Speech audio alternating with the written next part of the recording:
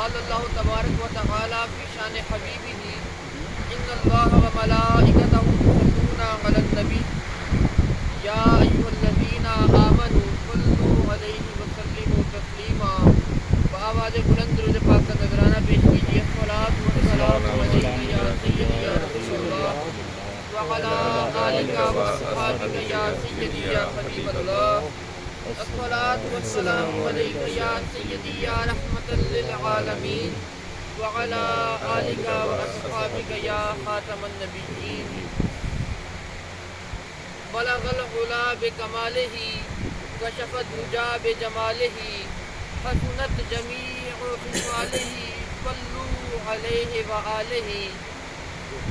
بندہ پروردگارم امت احمد نبی دوست دارم چار یارم تابع اولاد علی مذہب حنفیہ دارم ملت حضرت خلیل خاک پائے غوث اعظم تیرے سایہ ہر ولی خاک پائے غوث اعظم تیرے سایہ ہر ولی۔ اللہ جل شانہ کا بے پایا فضل و احسان ہے جس نے ایک مرتبہ پھر یہ عید کا دن یوم جمعہ دیکھنا نصیب فرمایا۔ پروردگار عالم سے دعا ہے کہ ہم سب کو اس برکتوں والے دن کی ڈھیروں ڈھیر فضیلتیں برکتیں رحمتیں لوٹنے کی توفیق نصیب فرمائے۔ اللہ جل شانہ نے قرآن عظیم الشان میں ارشاد فرمایا وَإِذْ يَرْفَعُ إِبْرَاهِيمُ قَوَاعِدُ، اور اس وقت کو یاد کریں کہ جس وقت حضرت ابراہیم خلیل اللہ علیہ السلام بنیادیں کھڑی کر رہے تھے۔ کس چیز کی بنیادیں کھڑی کی جا رہی تھیں؟ اللہ تعالیٰ کے گھر کی، من البیتی، اس کے گھر سے، اللہ نے فرمایا من البیتی، اس کے گھر سے بنیادیں کھڑی کر رہے تھے، بنیادوں سے اٹھا رہے تھے، اس کی مسجد کو بنایا جا رہا تھا۔ جب تک مسلمان باقی رہیں گے، جب تک قیامت قائم نہ ہو جاتی، تب تک قرآن مجید کا ذکر ہوتا رہے گا، تلاوت ہوتی رہے گی، بار بار قرآن کی آیات کو پڑھا جاتا رہے گا، اور ان آیات میں حضرت ابراہیم علیہ السلام کی اس یادگار کو بھی بار بار دہرایا جاتا رہے گا کہ اللہ تعالیٰ نے اتنی ادا یہ پسند آ گئی رب تعالیٰ کو، اپنے پیارے خلیل سیدنا ابراہیم علیہ السلام کی یہ ادا اتنی محبوب لگی کہ اللہ تعالیٰ نے اپنی لاریب کتاب اور لا فانی کتاب اور ایسی کتاب جو رب العالمین، جو نہ خالق ہے نہ مخلوق ہے، جو رب العالمین کی صفت ہے، اپنی صفت والی کتاب میں اللہ تعالیٰ نے اس یادگار کا تذکرہ فرما دیا کہ آپ اس وقت کو یاد کریں جب سیدنا ابراہیم خلیل اللہ علیہ السلام میرے گھر کی بنیادوں کو اٹھا رہے تھے، بلند کر رہے تھے، اللہ تعالیٰ کا گھر تعمیر فرما رہے تھے۔ اب ابراہیم علیہ السلام اکیلے تو تھے نہیں اس کام میں، لازمی بات ہے کہ اکیلا بندہ کوئی بھی کام نہیں کر سکتا۔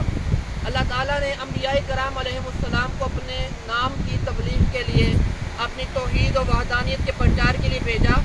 پھر فرمایا، یہ بھی قرآن میں فرمایا کہ ہم نے آپ کو اپنے ماننے والوں اور اپنے چاہنے والوں کے ذریعے تقویت دی، کہ ہم نے آپ کے بازوؤں کو، آپ کے ہاتھوں کو مضبوط کر دیا ان لوگوں کے ذریعے جو ہمیں مانتے ہیں، جو مسلمان کہلاتے ہیں اپنے آپ کو۔ ابراہیم علیہ السلام جب خانہ کعبہ سے، بیت اللہ شریف کی بنیادوں سے دیواروں کو بلند فرما رہے تھے، اس وقت آپ اکیلے تو تنہا تو تھے نہیں، آپ کے صاحبزادے حضرت اسحاق علیہ السلام بھی ساتھ شامل تھے، آپ کے شہزادے سیدنا اسماعیل علیہ السلام بھی شامل تھے، آپ کے بھتیجے حضرت سیدنا لوط علیہ السلام بھی شامل تھے۔ اب کوئی مزدوری کر رہا ہے، کوئی اینٹیں اٹھا رہا ہے، کوئی گارے کا پلستر لگا رہا ہے، اللہ تعالیٰ کا گھر تعمیر کیا جا رہا ہے۔ اور خاص طور پہ ابراہیم علیہ السلام کا نام لے کے ہی تذکرہ کیا۔ اس کی دو بڑی وجوہات ہیں کہ کوئی بھی کام تنہا نہیں ہوتا، ایک گروپ کی شکل میں کوئی بھی کام تشکیل پاتا ہے، لیکن جو گروپ لیڈر ہوتا ہے سارا صحرا اسی کے سر جاتا ہے۔ اگر ہم کہیں کہ یہ پاکستان بنانے میں جو ہے وہ 10 لاکھ 20 لاکھ یا 1 کروڑ لوگوں کا ہاتھ تھا تو یہ بات بھی غلط نہیں ہے، بالکل ٹھیک ہے، لیکن جو لیڈر تھا قائد اعظم محمد علی جناح، صحرا اسی کے سر جاتا ہے، کیونکہ سب سے زیادہ محنت، کوشش، کاوش، منصوبہ اسی بندے کا لیڈر کا ہوتا ہے.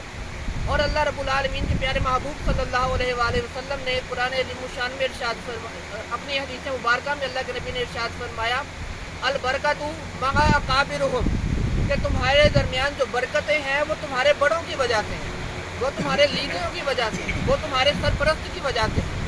جو تمہارا بڑا ہوتا ہے اس کی وجہ سے تم پر برکتوں کو نازل کیا جاتا ہے. ایک دوسری حدیث مبارکہ میں اللہ کے نبی صلی اللہ علیہ وآلہ وسلم نے ارشاد فرمایا کہ جس شخص نے میری امت میں جو بڑا تھا، جو بزرگ تھا، اس کا احترام کرنا، اس کی عزت کرنا اللہ کی عزت کے اعتراف کے برابر ہے. کہ جس نے میری امت میں کسی کو سرپرست نہیں مانا، لیڈر نہیں مانا، امام تسلیم نہیں کیا، اپنا سربراہ تسلیم نہیں کیا، وہ شیطان کے راستے پر چلا. کیونکہ اللہ کے راستے پر چلنے کے لیے بغیر کسی سربراہ یا لیڈر کے نہیں چلا جا سکتا. جب ابراہیم علیہ السلام اٹھا رہے تھے آپ اپنے گروپ کے، جس میں حضرت سیدنا اسحاق علیہ السلام، سیدنا اسماعیل علیہ السلام، سیدنا لوط علیہ السلام شامل تھے، آپ اس گروپ کے لیڈر تھے. جب آپ نے ان بنیادوں کو کھڑا کر لیا، دیواروں کو بلند فرما لیا، پھر اللہ رب العالمین نے ارشاد فرمایا کہ آپ مانگے، آپ کیا مانگتے ہیں. جہاں پہ ابراہیم علیہ السلام نے جو اللہ کے گھر کی تعمیر کی تھی، جو مقصد تھا اللہ کے گھر کی تعمیر کرنے کا، اپنا مقصد بیان کیا اور انتہائی خوبصورت مقصد بیان کیا، اور یہ تعلیم دی کہ اگر کبھی کوئی بندہ اللہ کے گھر کی تعمیر میں حصہ لے تو اس کا مقصد کیا ہونا چاہیے. تب اللہ نے خود قرآن میں ارشاد فرمایا ربنا تقبل منا، اے اللہ ہماری طرف سے قبول کر لے. جو مقبولیت ہے، جو قبولیت ہے، وہ محض اللہ رب العالمین کے فضل و کرم پر منحصر ہے. اگر انسان ایک ادارہ بنا لیتا ہے، اس کا نام بھی چل پڑتا ہے، دور دراز علاقوں میں، شہروں میں، ملکوں میں، بین الاقوامی سطح پہ اس کی شہرت بھی ہو جاتی ہے، لیکن ایسے اداروں کا کوئی فائدہ نہیں اگر وہ اللہ کے ہاں درجہ قبولیت نہیں رکھتے. اگرچہ چھوٹا ہی ادارہ کیوں نہ ہو، چھوٹا ہی مقام کیوں نہ ہو، لیکن اللہ رب العالمین کی بارگاہ میں اگر قبول ہو گیا تو وہ انشاءاللہ انسان کی دنیا میں بھی اس کے کام آئے گا، آخرت میں بھی اس کے کام آئے گا.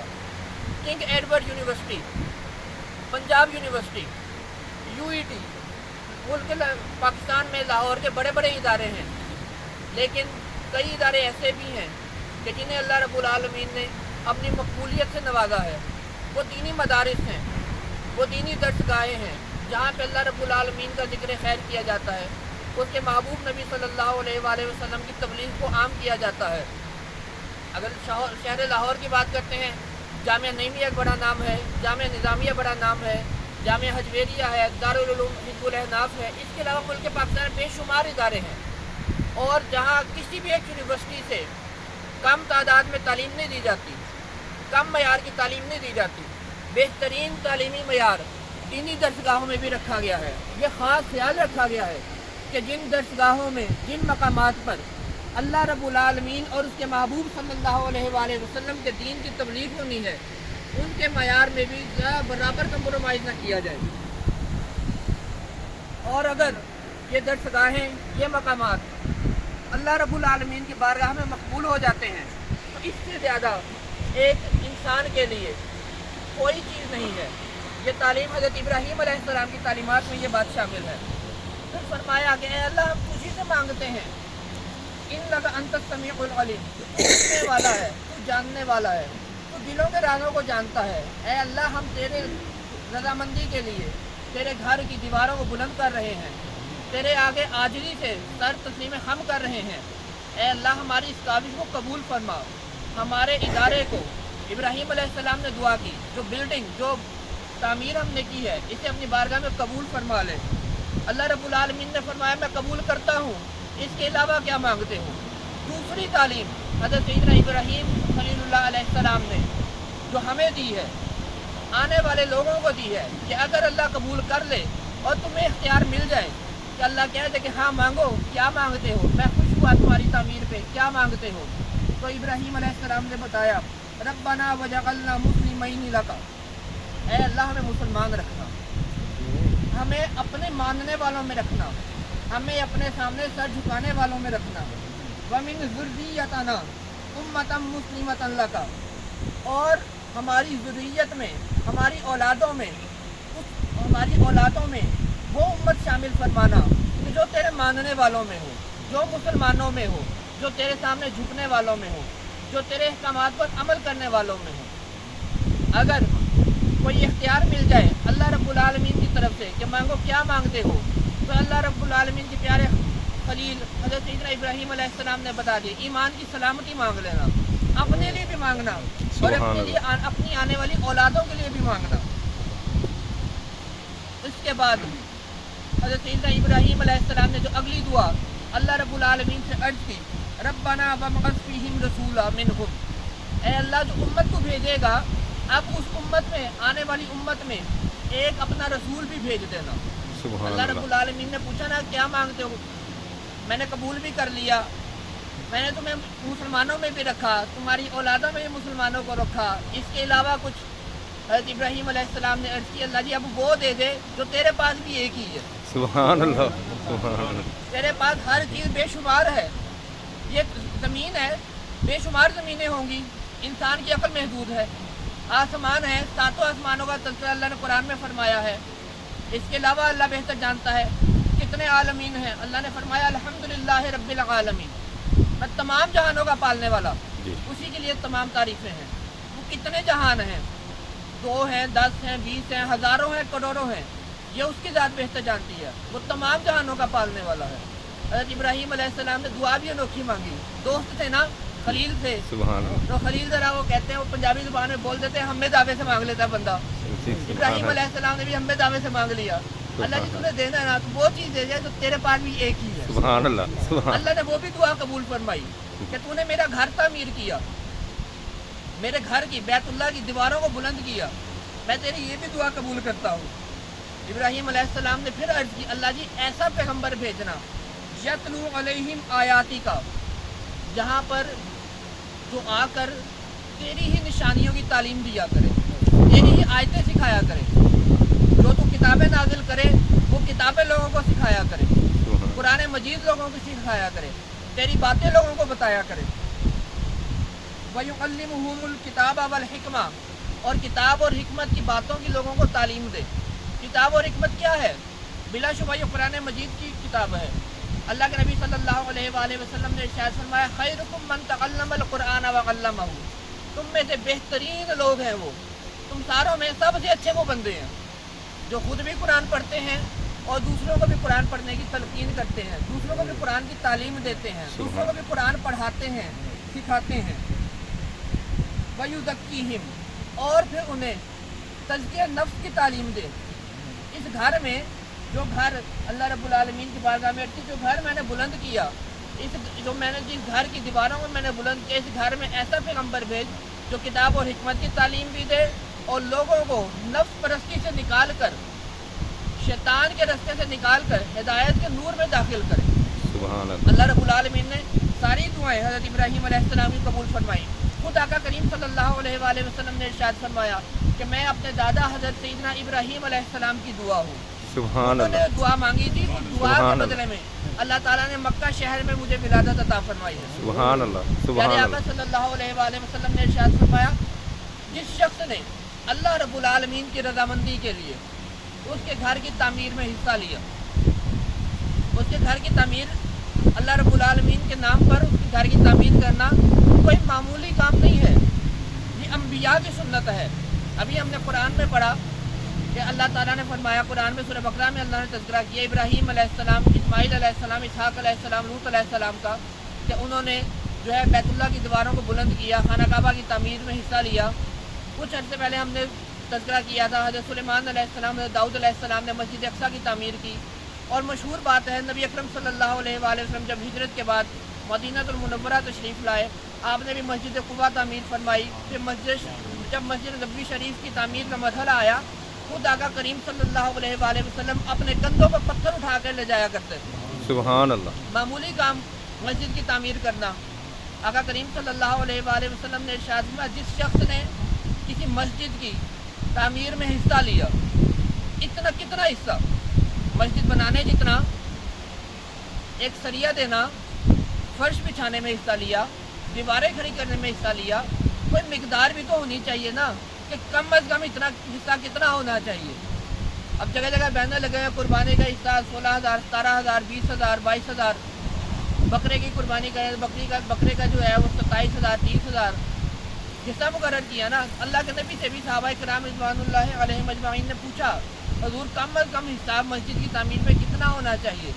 محبوب نبی صلی اللہ علیہ وآلہ وسلم نے ارشاد فرمایا کم از کم اتنا حصہ ضرور لو کہ جتنے حصے پہ آ کر ایک کبوتر بیٹھ سکے. سبحان اللہ سبحان یعنی اللہ. صرف اتنا ایک گٹھ کا حصہ نہیں ہوتا. کبوتر کے پنجے کتنے ہوتے ہیں؟ 3 انچ. دونوں پنجے ملا کے 3 انچ کے بن جائیں گے.